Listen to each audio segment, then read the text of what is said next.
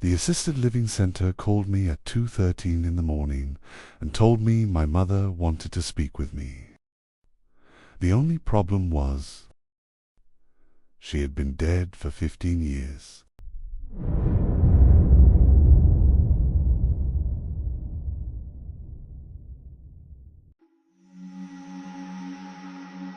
At first, I thought I was dreaming.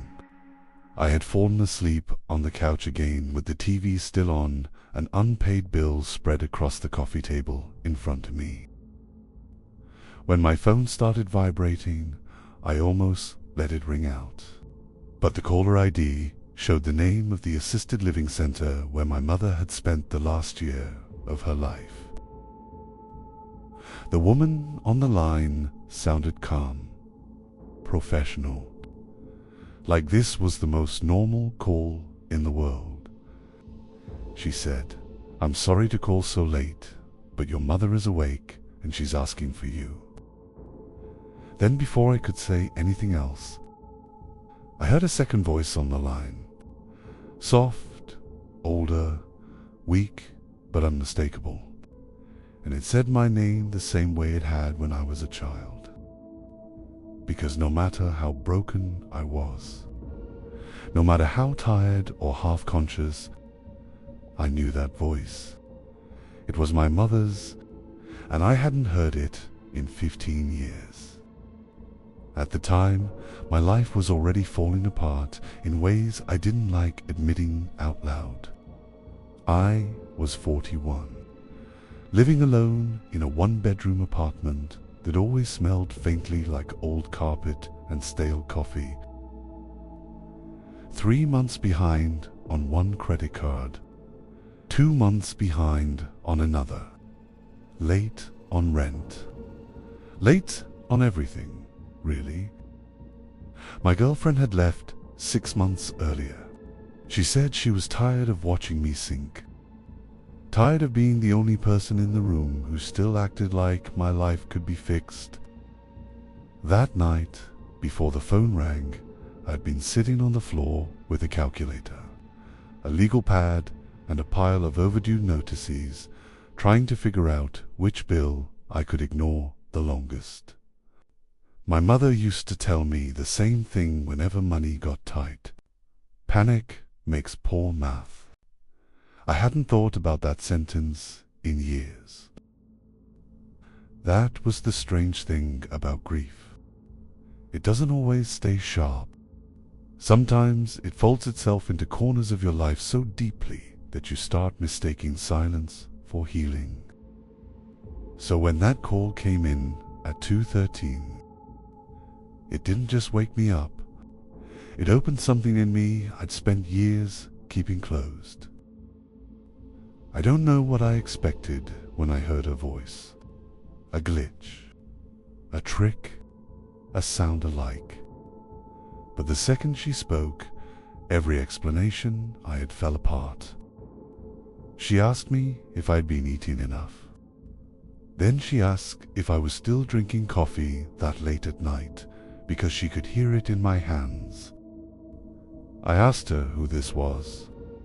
I asked her what kind of joke she thought this was, and she just breathed quietly on the line for a second before saying, "You always get mean first when you're scared."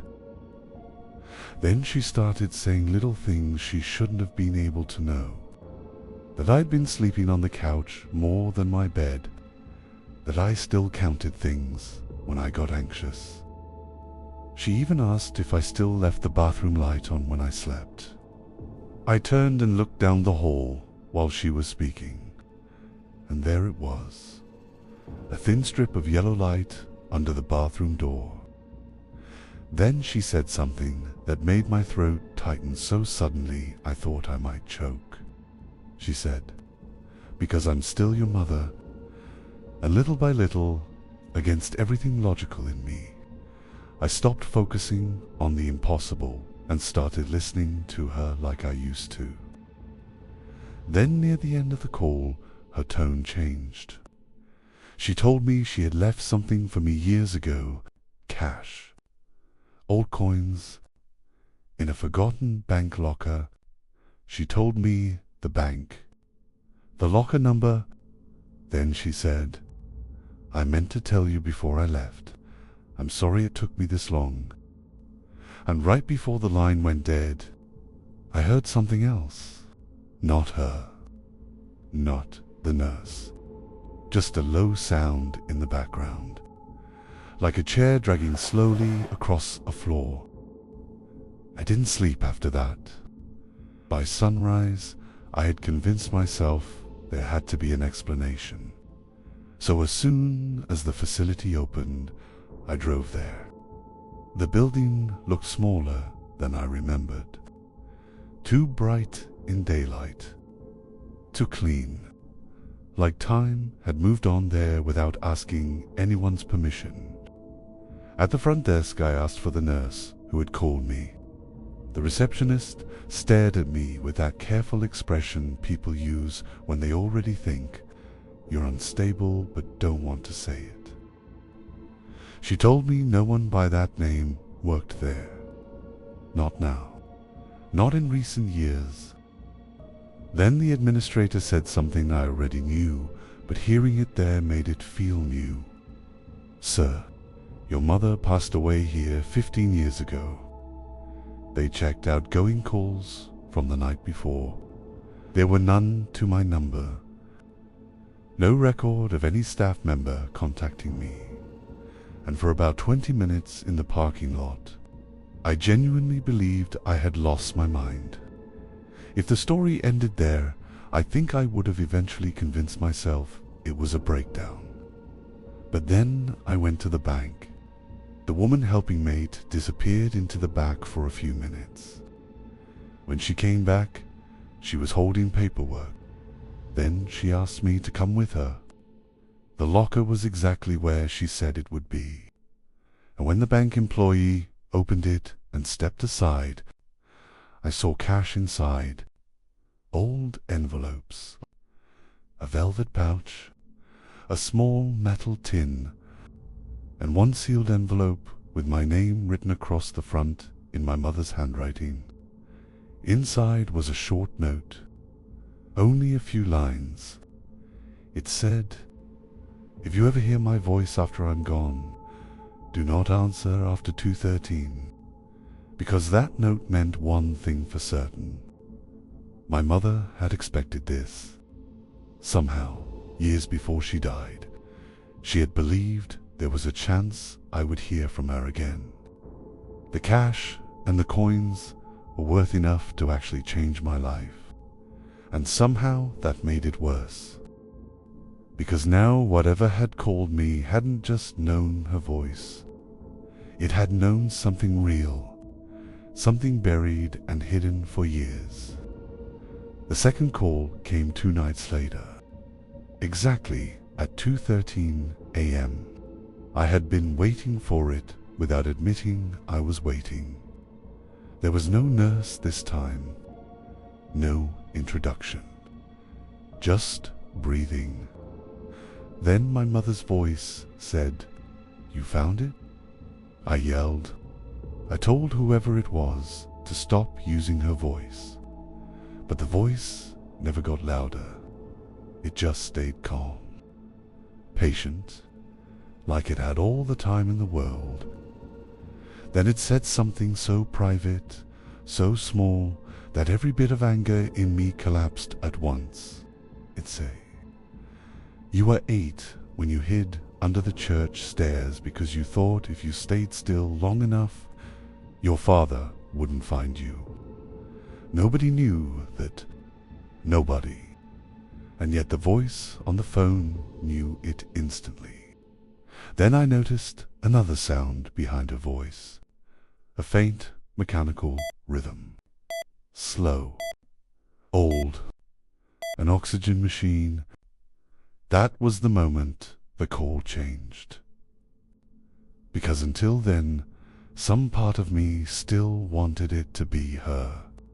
But once I heard that sound, it felt staged. I asked, "If you're really my mother, why did you write that note?" There was a long silence on the line. Then the voice answered, and it didn't sound quite like her anymore. It said, "Because she didn't want me to find you." Then it said one more thing, very softly, almost tenderly, "But she's been gone a long time now." My mother had not written, "If you hear from me, be careful." She had written, "Do not answer after 2:13. That meant the danger wasn't hearing the phone ring. It was answering it, like there was some threshold crossed the second I picked up. And the worst part was, even after everything, I still wanted the phone to ring again. Because the calls did something to me. They made me feel less alone. That's how things like that get in. Not through terror first, through comfort. The next day I dug through old boxes in my closet, looking for anything from her final years. I found almost nothing, just old papers, and one envelope of photographs. Inside was a photograph I knew I had never seen before. It was me and my mother standing outside the assisted living center. For one impossible second, I thought it was just an old picture I'd forgotten. Then I flipped it over. There was a date written on the back. The date was 3 years after she died. Then I looked closer. Not at us. At the building, at one of the second-floor windows behind my mother's shoulder, there was someone standing inside. Just a shape, tall, still, watching directly through the glass. It looked like a person until you stared too long. And once you stared too long, it looked like something practicing. My phone rang. I didn't need to check the screen. I already knew what time it was. 2:13 a.m. I sat there in the dark, staring at that phone, listening to it vibrate across the table. Once, twice, 3 times. Then the ringing stopped, and a second later, from somewhere deep inside the apartment, I heard the same ringtone start again.